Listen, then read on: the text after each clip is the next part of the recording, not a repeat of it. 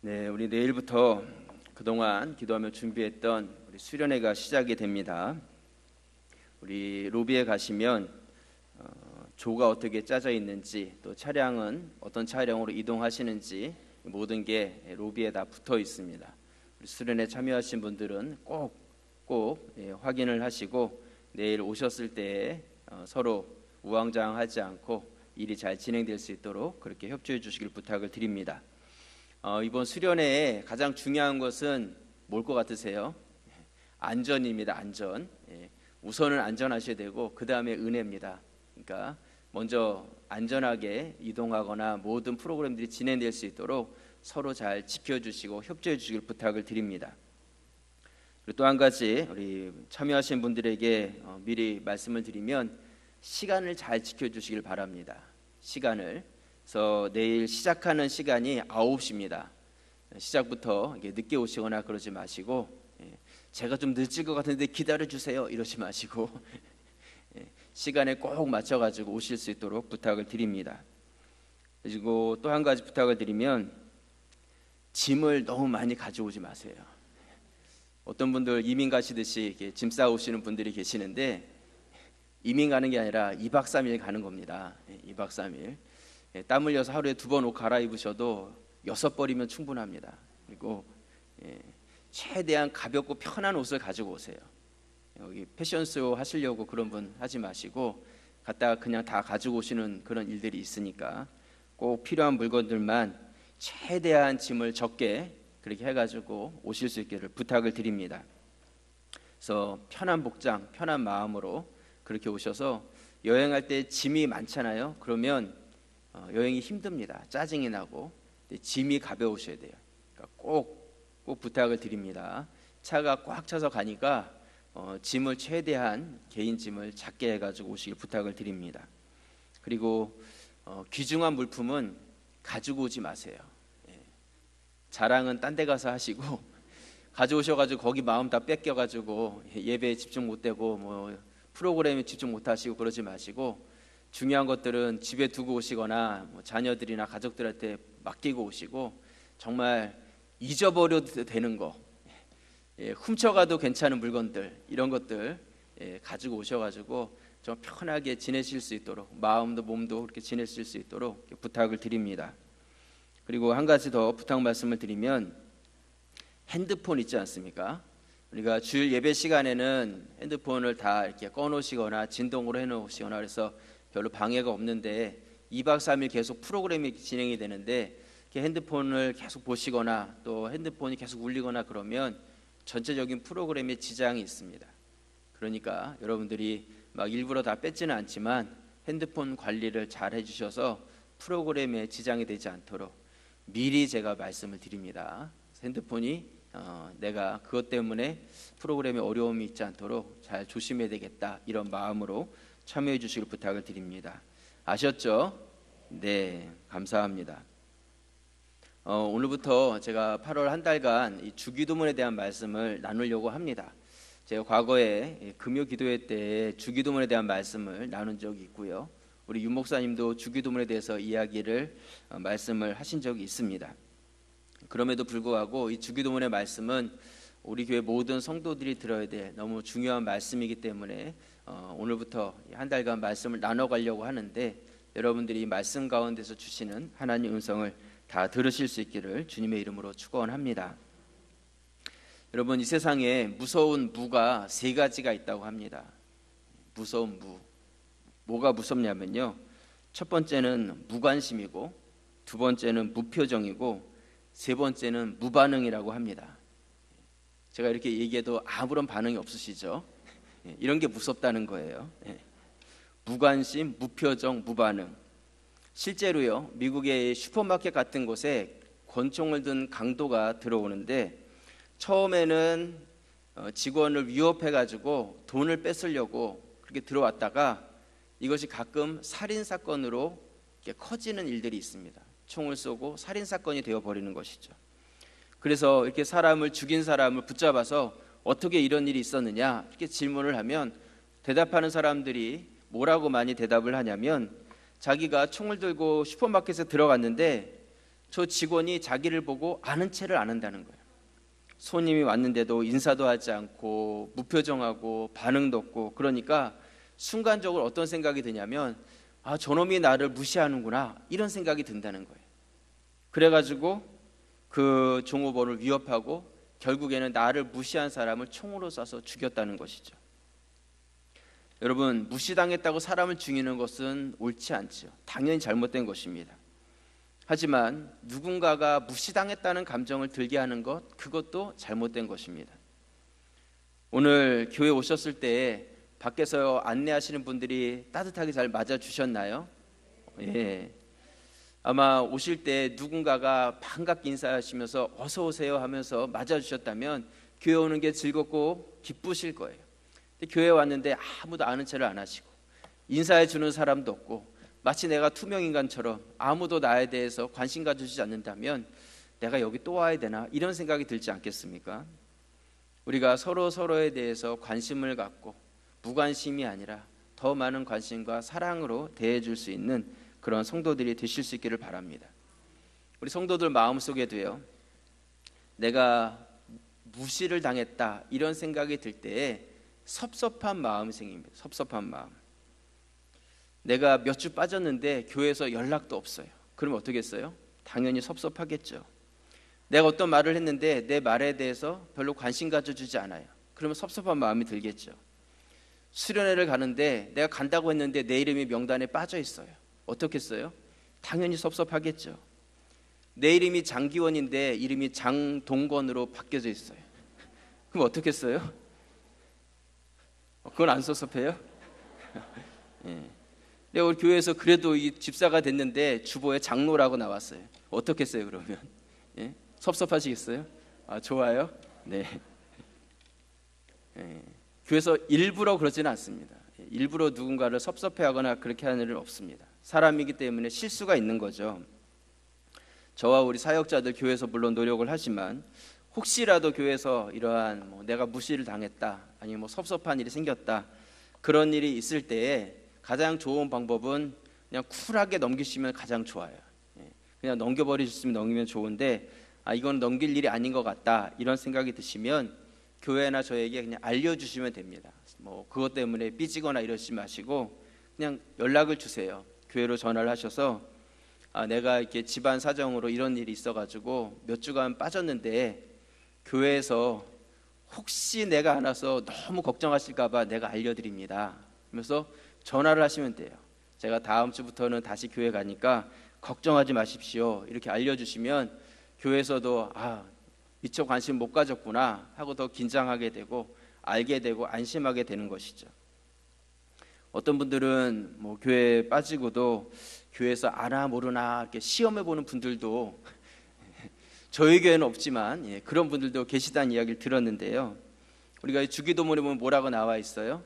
시험에 빠지지 않고 악에서 구해달라고 우리 기도하라고 예수님께서 알려주고 있지 않습니까? 스스로 함정을 파놓고 그 함정 속에 본인이 들어가서 이게 제대로 되나 안 되나를 이렇게 점검해 보시려는 그런 분들이 계시는데 그러지 마시길 바랍니다. 오늘 세 가지, 무관심, 무표정, 무반응, 한번 이렇게 옆에 분들 이렇게 보시기 바랍니다. 오늘 그분들 만나셨을 때 그분 표정이 어떠셨어요? 혹시 이 세 무 중에 하나를 행하진 않으셨습니까? 총 맞는 수가 있습니다. 큰일 날 수가 있어요. 우리 얼른 밝은 미소로 다시 한번 인사를 나눌 때요, 앞으로 더 잘하겠습니다, 그렇게 한번 인사를 나누겠습니다. 앞으로 더 잘하겠습니다.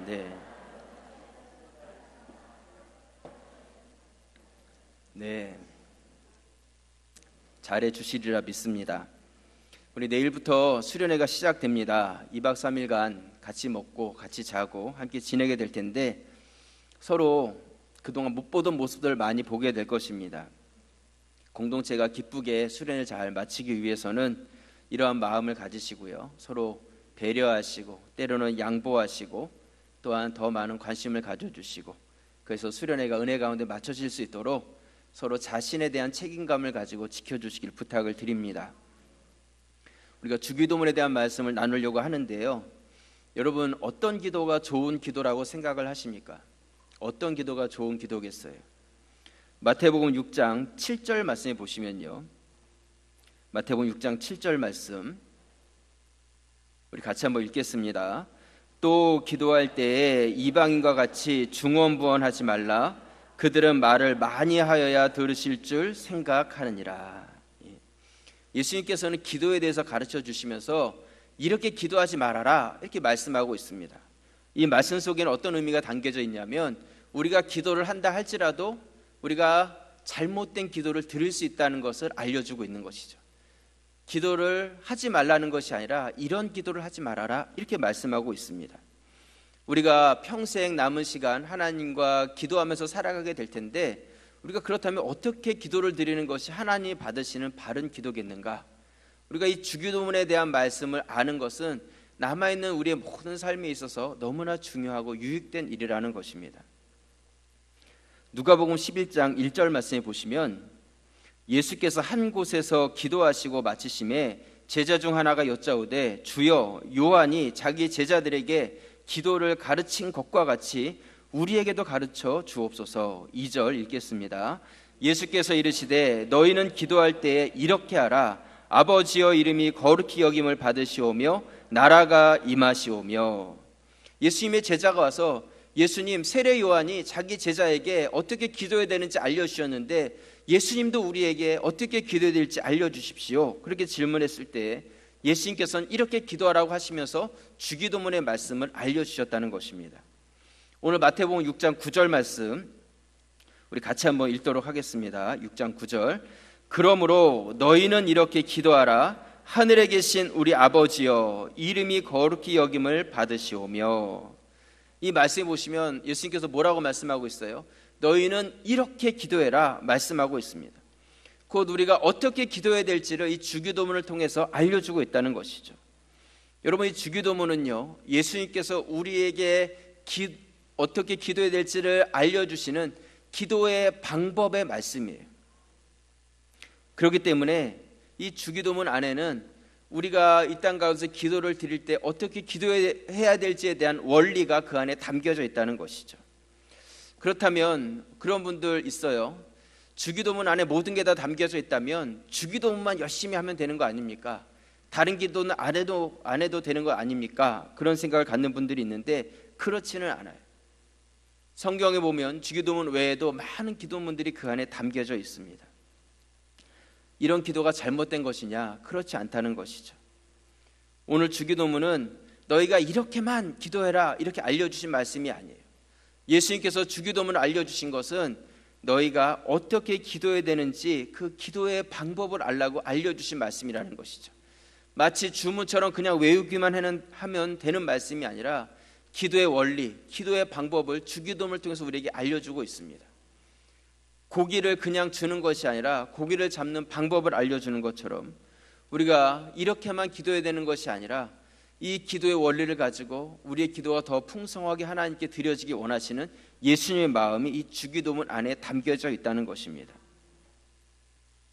여러분, 우리가 하나님께 하루에도 몇 번씩 기도를 드리고 있는데 제가 한 가지 드리고 싶은 질문은요, 여러분들이 늘 기도를 드리고 있다면 그 기도를 누구한테 배우셨습니까? 도대체 누구한테 배워서 여러분들이 기도를 드리고 있냐는 것이죠. 우리는 기도하십시오, 어떤 기도에 대한 그런 말씀을 많이 듣습니다. 그런데 정작 어떻게 기도해야 될지에 대해서는 잘 듣지를 못해요. 우리가 기도에 대해서는 부담감을 가지고 있어요. 기도해야 되는데 그런데 정작 어떻게 기도해야 될지에 대해서는 잘 알지 못한다는 것이죠. 이 주기도문은요, 우리가 기도해라 하시는 그런 어떤 예수님의 기도에 대한 부담감을 주시는 그런 말씀이 아니라 기도를 할 때 어떻게 기도해야 되는지 방법을 알려주시고, 그러므로 인해서 주기도문에 대한 말씀을 이해해 갈 때 우리 안에는 기도가 부담감이 아니라 내가 기도해야 되겠다, 어떤 기도에 대한 그러한 간절한 마음, 기도하고 싶은 그런 열정들을 생겨나게 하는 말씀이 바로 이 주기도문의 말씀이라는 것입니다. 오늘은 첫 시간으로요, 이 주기도문의 가장 첫 시작인 하늘에 계신 우리 아버지, 이 말씀을 가지고 여러분과 말씀을 나누려고 합니다. 그래서 오늘 말씀의 제목은 하늘에 계신 우리 아버지입니다. 영어 성경에 보면 Our Father who art in heaven 이렇게 주기도문이 시작이 되고 있습니다. 한국 성경에서는 하늘에 계신 하면서 하늘이라는 말씀이 먼저 나오지만 이 원어적인 이 성경 말씀에서는 Our Father, 우리의 아버지라는 단어로 주기도문이 시작되고 있다는 것이죠. 그래서 오늘 이 두 단어를 여러분들과 같이 말씀을 통해서 나눠보려고 합니다. 우리 첫 번째로요, 우리 아버지 할 때 우리, Our라는 개념을 한번 생각해 보려고 합니다. 오늘 마태복음 6장 9절 말씀 다시 한번 우리 함께 읽도록 하겠습니다. 그러므로 너희는 이렇게 기도하라. 하늘에 계신 우리 아버지여, 이름이 거룩히 여김을 받으시오며. 여기서 하나님 앞에 우리 아버지다 이렇게 말씀하고 있습니다. 이 우리라는 것은 복수형이죠. 단수형이 아닙니다. 적어도 2명 이상일 때 우리라는 단어를 사용합니다. 우리 한국 사람들은 아버지를 내 아버지 이런 말보다는 우리 아버지라는 말을 많이 쓰죠. 집도 내 집 이렇게보다는 우리 집 이런 말을 씁니다. 심지어 아내도 내 아내 이런 말보다는 우리 아내 이런 말을 씁니다. 그렇죠? 그렇다고 해서 그 여자분이 남편이 여러 명 있는 것이 아닙니다. 만약에 우리 아내라고 했다고 남의 아내를 내 아내처럼 생각하면 큰일 나죠. 웃자고 한 소리고요. 근데 영어식 표현은 그렇지 않다는 거예요. 영어에서는요, 우리라는 말을 함부로 쓰지 않습니다. 내 아내를 our wife, 우리 아내다 이렇게 쓰지 않고 내 아내, my wife 이렇게 쓴다는 것이죠. 곧 우리가 이 한국어 성경에서 우리 하나님이라고 했던 이 우리라는 단어가 우리 한국식으로 생각하는 그러한 우리의 개념으로 생각해서는 안 된다는 것입니다. 이것은 정말 복수형으로 내 하나님이 아니라 우리 모두의 하나님으로 기도하라고 예수님께서 알려주고 있다는 것입니다. 예수님께서 제자들에게 어떻게 기도해야 될 것인지 가르쳐 주실 때 나의 하나님, 나의 아버지 이렇게 가르쳐 주신 것이 아니라 우리의 하나님이다, 우리의 아버지다 그렇게 알려주고 계신다는 것이죠. 너무나 중요한 말씀이에요. 여러분, 기도는요, 혼자서 기도를 드리든지 여러 사람이 함께 기도를 드리든지 기도는 참 개인적인 것입니다. 하나님과 나와 1대1의 관계예요. 하지만 중요한 것은 무엇이냐면 그 안에 이 복수형, 우리의 개념이 담겨져 있다는 것을 우리가 알고 기도하셔야 된다는 것입니다. 우리가 1대1의 관계라고 해서 하늘에 계신 나의 아버지여 이렇게 기도했다면 더 친밀하게 하나님께 기도할 수 있을 것 같아요. 근데 예수님께서는 나의 아버지라고 기도하지 말고 우리의 아버지라고 기도하라고 이 기도를 통해서 기도의 원리를 알려주고 계신다는 것입니다. 여기서 우리가 알아야 될 기도에 대한 가장 중요한 첫 번째 것은 무엇이냐면 기도는 공동체를 전제로 한 기도가 드려져야 한다는 거예요. 이 기도 속에는 공동체가 무시된 기도가 절대로 드려져서는 안 된다는 것입니다. 내가 드리는 기도가 이 공동체에 유익이 되는 기도가 되어야 된다는 것이죠. 내가 드리는 기도가 공동체를 무시하고 나만의 만족을 위해서 그렇게 드리는 기도는 정욕대로 쓰려고 잘못 구하는 기도고 그 기도에 대해서 하나님께서 응답하지 않겠다고 말씀하셨어요. 여러분, 정욕대로 드리는 기도가 무슨 기도냐면요, 바로 공동체를 무시한 기도가 정욕대로 드리는 기도예요. 다른 사람들은 어떻게 되는지 관계가 없어요. 그냥 내 것만 잘 되면 되는 거예요. 근데 그런 기도를 하나님께서 받으시는 기도가 아니라는 것이죠. 우리의 개념을 알고 우리라는 공동체 안에서 그 안에 소속된 자로서의 나의 기도가 하나님께 드려질 수 있어야 된다고 알려주고 있다는 것입니다. 우리가 이 현 시대를 개인주의 시대라고 말하지 않습니까? 다 내가 모든 것의 중심이 되어 있어요. 내가 기준이 되어 있고 내가 좋으면 좋고 내가 싫으면 싫은 그런 시대를 살아가고 있다는 것이죠. 근데 우리의 기도도 그런 모습이 있다는 거예요. 다른 사람하고 관계없고 공동체에도 관계없어요. 나만 좋으면 된다는. 히스기야가 15년의 생명을 연장받았을 때에 그가 어떤 예언의 말씀을 듣냐면 이 민족이 다 멸망할 것에 대한 예언의 말씀을 들어요. 그러면서 뭐라고 말하고 있냐면 내 때에 일어날 것이 아니라 다음에 나중에 이런 일이 일어날 것이다. 그렇게 말했을 때 히스기야가 뭐라고 말을 합니까? 이 나라가 망하든 말든 내 나라임에도 불구하고 망하든 말든 그게 중요한 것이 아니라 내 때에만 이루어지지 않는다면 나는 괜찮습니다. I'm happy. 나는 괜찮다는 거예요. 여러분, 그것처럼 이기적인 마음이 어디 있어요? 우리의 기도가 그런 기도가 되어서는 안 된다는 것이죠. 이 우리라는 개념이 바로 그 의미를 포함하고 있다는 것입니다. 교회 나오지 않는 분들 나가서 전도해 보면요, 어떤 분들이 계시냐면, 목사님, 나는 신앙이 없는 게 아닙니다. 나도 하나님 되게 사랑하는 사람이에요. 막 이렇게 이야기를 하세요. 그러면서, 그럼 왜 교회 안 나오십니까? 하나님 사랑하고 예배하기 원하시고 그런데 왜 교회 안 나오십니까? 그렇게 물으면 뭐라고 대답하시냐면, 교회 가면 내 마음에 들지 않는 사람이 있어서 안 가는 거예요. 그렇게 이야기를 하세요. 한 지붕 아래 같이 있을 수 없는 그런 사람이 있기 때문에 교회 안 간다는 것이죠. 뭐 목사가 마음에 안 들기도 하고, 교회에서 하는 일들이 마음에 들지 않기도 하고, 앞서서 행하는 사람들이 마음에 들지도 않기도 하고, 그래서 교회 안 나온다는 거예요. 여러분, 이게 뭐냐면 바로 내가 기준이 되어 있는 사람이라는 것이죠. 내 생각엔 그게 마음에 들지 않는 거예요. 이 기도문의 가장 첫 번째 이 우리라는 개념을 제대로 이해하지 못한 사람이라는 것이죠. 여러분, 이 우리라는 이 공동체를 무시해서는요, 절대로 온전한 기도를 드릴 수도 없고 하나님께로부터 기도의 응답을 받을 수도 없는 거예요. 하나님께서는 그러한 이기적인 정욕대로 드리는 기도를 듣지도 받지도 응답하지도 않는다는 것이죠. 여러분, 예수님께서는 기도의 대상인 하나님에 대해서 우리 아버지라고 그렇게 가르쳐주고 있습니다. 너희가 기도해야 될 분은 바로 우리의 아버지라는 것이죠. 여러분, 이 말씀을 우리 하나님 편에서 한번 생각해 보세요. 우리는 하나님과 1대1의 관계로서 하나님께 기도를 드리지만, 기도를 받으시는 하나님 입장에서는 지금도 수많은 사람들이 하나님께 기도를 드리고 있는 거예요. 각각 다른 기도의 제목들을 가지고 기도를 드리고 있는 것이죠. 그렇다면 만약 여러분들이 하나님 위치에 있다면 어떤 기도를 응답하시겠어요? 여러분이 아버지라면, 부모가 되었다면, 자녀들이 여러 명 있는데 자녀들이 와가지고 각각 다른 것을 요구할 때 여러분들은 어떻게 그들에게 응답해 주겠어요? 그 요구를 어떻게 대해 주겠냐는 것이죠. 특별히 사랑하는 애 말만 들어주시겠어요? 육신의 부모는 편애할 수 있겠지만 우리 하나님은 그런 분이 아니시거든요. 우리 하나님께서는 어떻게 응답하시냐면, 그냥 자기 멋대로 마음대로 그렇게 응답하시는 것이 아니라 하나님의 응답에도 분명한 기준이 있다는 거예요. 하나님의 기도 응답의 기준은 무엇이냐면, 그 우리라는 공동체의 모든 사람에게 유익이 되도록 하나님께서 응답해 주신다는 것이죠.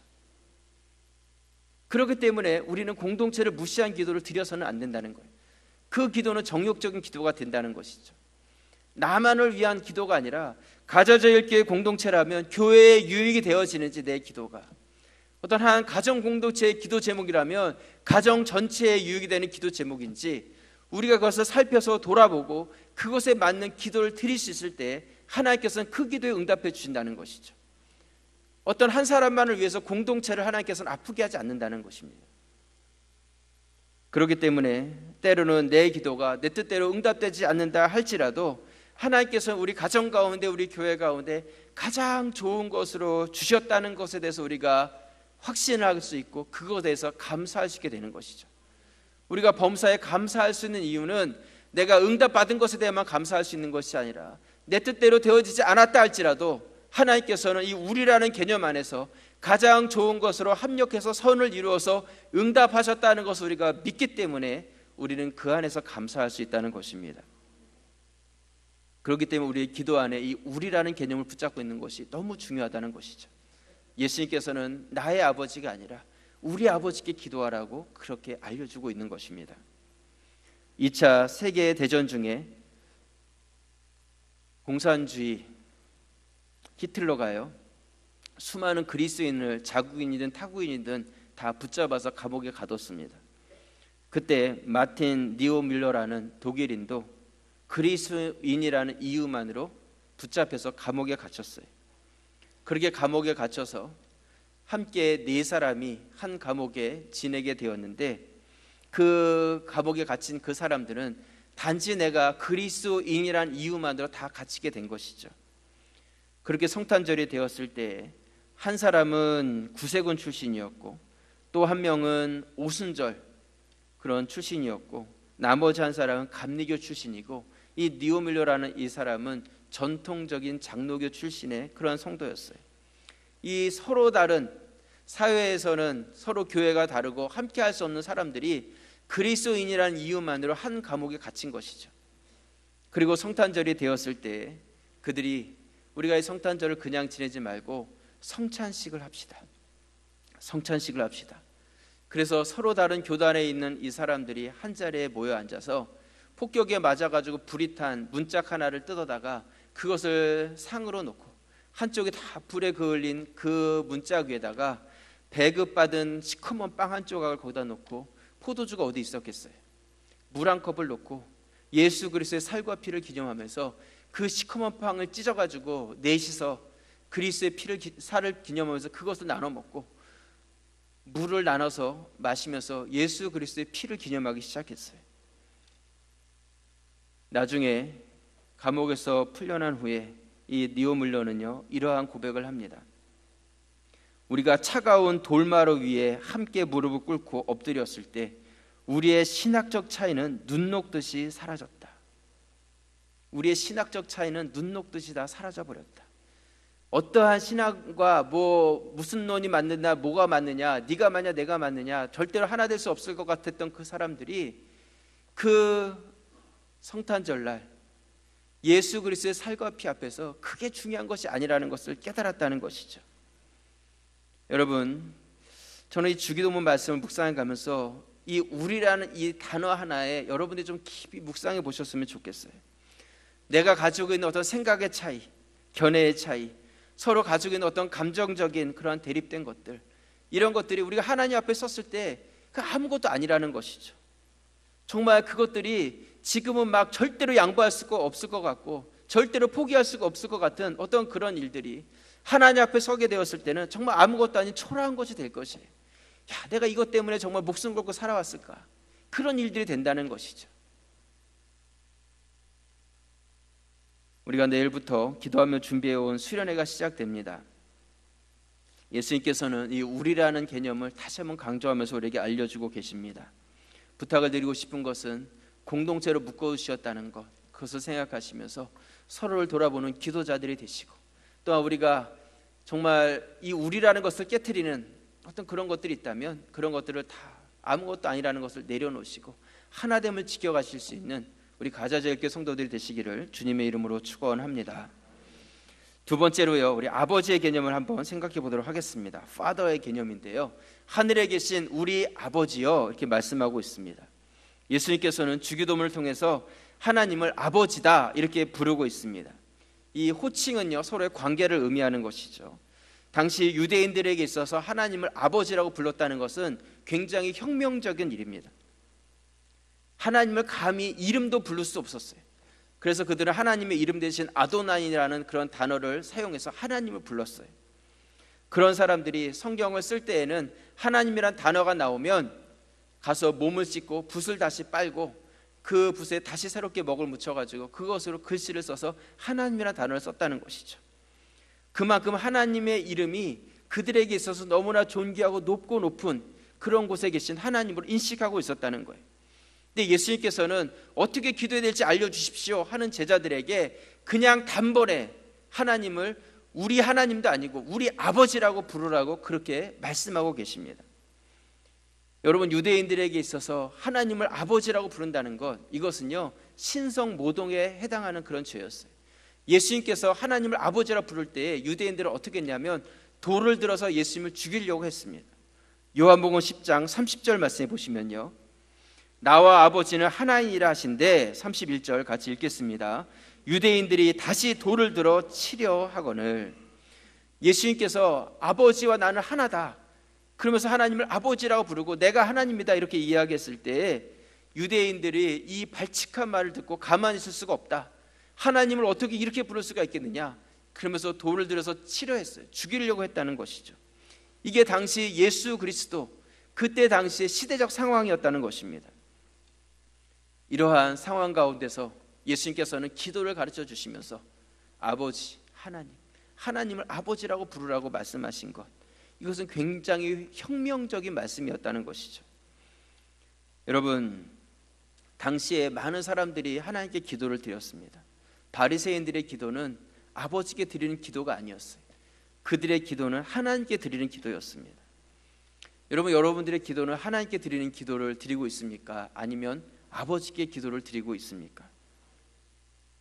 물론 하나님이나 아버지나 그 호칭이 그렇게 틀리다고 할 수는 없겠지만 예수님께서는 더 친근하게 하나님을 아버지로 두고 아버지 되신 하나님께 기도하라고 우리에게 알려주고 계십니다.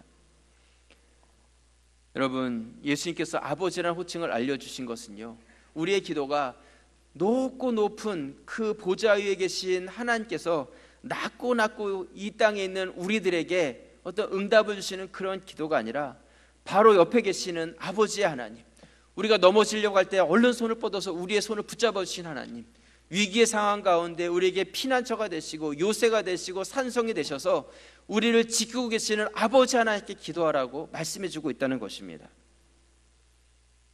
여러분, 하나님과 아버지의 차이가 무엇인지 아시겠습니까? 어떤 문제가 있을 때 정말 만나기 어려운 그 힘든 분을 만나려고 가서 좀 도와주십시오, 만날 수 있겠습니까? 예약을 하고 예약을 해도 잘 만나지지 않는 그런 분에게 우리가 기도하는 것이 아니라 언제든지 찾아갈 수 있고 내 옆에 계신 분에게 때로는 안 되면 투정이라도 부릴 수 있는 그런 아버지께 기도하라고 우리에게 말씀하고 있습니다.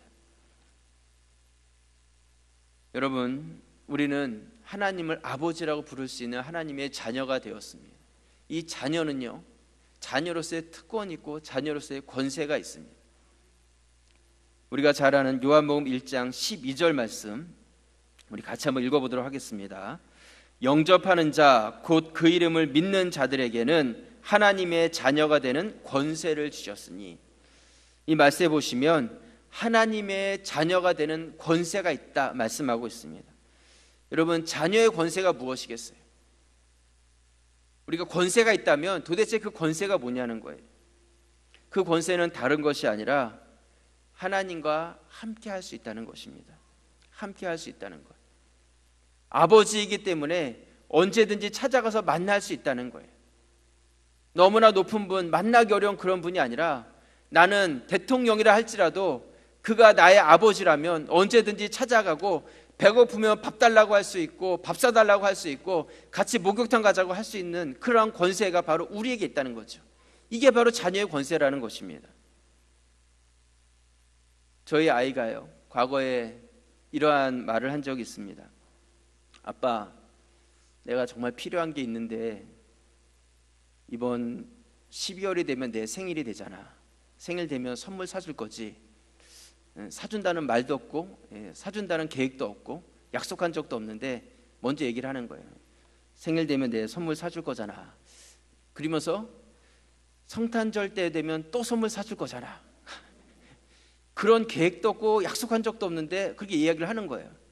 근데 내가 이번에 이게 필요한 게 있는데 이거 사주면 12월 달에 사주기로 한 거 내가 다 퉁쳐줄게. 야, 어디서 그런 논리가 나오는지 모르겠는데 아버지로서 참 기가 차요. 그냥 다 퉁쳐줄 테니까 그냥 이거 하나 해준 걸로 내가 다 받은 걸로 해주겠다는 것이죠. 근데 여러분, 이게 바로 자녀의 권세라는 거예요. 자녀의 권세. 하나님 앞에서 자녀된 자들은 당당하게 요구할 수 있다는 것이죠. 하나님께서 우리의 아버지가 되셨다는 것, 하나님이 아니라 아버지가 되셨다는 것은 자녀를 향한 아버지의 의무를 수행하시겠다는 약속이 거기에 담겨져 있는 것입니다. 자녀는 우리의 일용할 양식을 당당하게 요구할 수 있고, 또한 아버지는 자녀의 필요한 것을 제공해 줘야 될 의무가 아버지에게는 있다는 것이죠. 그렇기 때문에 우리는 하나님께 기도할 수 있는 용기가 있고, 또 우리가 이 주기도문의 말씀을 알고 깨닫게 되었을 때 기도하고 싶은 그런 마음이 우리 가운데 생겨나게 된다는 것입니다. 여러분, 예수님 당시에 바리새인들과 서기관들은 이 자녀의 권세를 가지고 아버지 하나님께 기도하지 못했어요. 그렇기 때문에 하나님을 아버지라고 감히 부르지 못했고, 그래서 하나님께 나와서 기도할 때 그들의 기도는 뭔가 자기 자신이 해야 되고 대가를 지불해야지만 얻을 수 있다고 생각했어요. 그래서 일주일에 며칠씩 금식하고, 또한 어려운 사람들에게 구제를 하고, 그렇게 행위적으로 삶을 살아간 다음에 하나님께 나와서 하나님 나 일주일 동안 잘했죠, 그러니까 이렇게 해주세요. 근데 이것이 자녀의 권세가 아니라는 것입니다. 예수님께서는 우리에게 자녀가 되었다면 당당하게 자녀의 권세로서 하늘에 계신 우리 아버지께 기도하라고 말씀하고 있습니다. 여러분, 우리에게 그런 권세가 있습니다. 그것을 기억하시고 그 권세를 붙잡고 기도하시는 분들이 되실 수 있기를 바랍니다. 우리 아버지 하나님께서 우리에게 찾아오셔서 친밀하게 만나고 싶어 하고 계십니다. 이번 우리가 수련회를 준비하고 이제 진행하게 될 텐데, 함께 하시는 분들이나 피치 못할 사정으로 함께 가지 못하시는 분들이나 오늘 이 말씀을 기억하면서 우리라는 공동체를 생각하시고 우리가 어디에 있든지 하나님과 더 친밀한 그러한 자녀의 권세를 가지고 기도하시는 분들이 되셔서 우리 가자제일교회 공동체가 하나님 나라를 이 땅 가운데서 미리 맛볼 수 있는 천국 공동체가 되시기를 주님의 이름으로 축원합니다. 기도드리겠습니다. 아버지